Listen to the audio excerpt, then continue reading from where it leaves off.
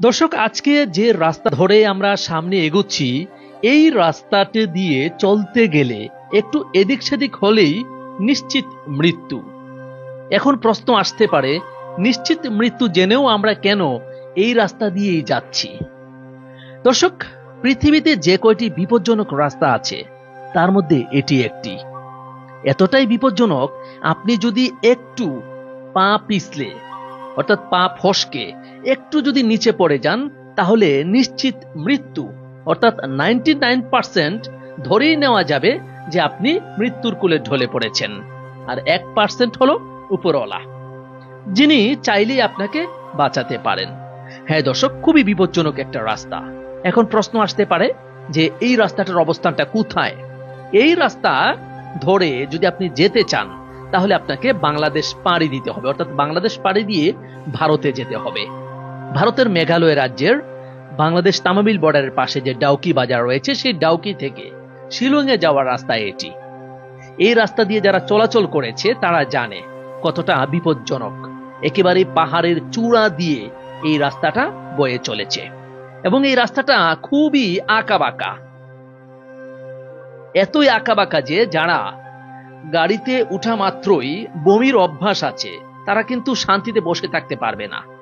আর যাদের জার্নিটা তেমন ভালো লাগে না, যাদের গাড়িতে চড়ার অভ্যাস তেমন একটা নেই, তাদের জন্য এই রাস্তাটা আসলেই খুবই বিপজ্জনক।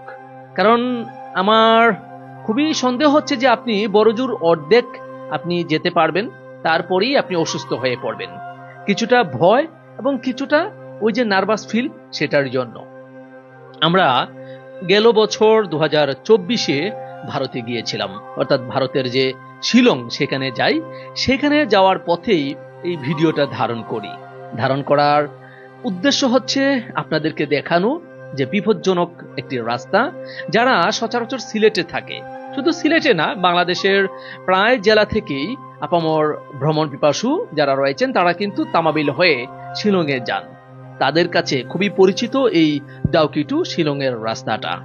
দর্শক, এই রাস্তাটা যদিও বিপজ্জনক, তারপরেও কিন্তু রাস্তার দুই ধারের অসম্ভব যে সৌন্দর্য রয়েছে, সেটা আপনি অনায়াসে উপভোগ করতে পারবেন। এবং আকাশ যদি পরিষ্কার হয়, তাহলে তো আর কথাই নেই। এত চমৎকার, এত দারুণ। আপনাদেরকে একটু রাস্তার যে নিচের গভীরতা সেটা একটু দেখাই। দেখুন, একটা দুইটা পাহাড় নয়, অনেকগুলো পাহাড় বেষ্টিত এই অঞ্চল। এখানে যে পাহাড় দেখতে পাচ্ছেন, আমরা কিন্তু সেই পাহাড়ের চূড়ায় দাঁড়িয়ে আমরা ভিডিওটা ধারণ করছি। এবং এই রাস্তা থেকে নিচের দিকে তাকালে অনেকেরই মাথাটা ঘুরে যাবে।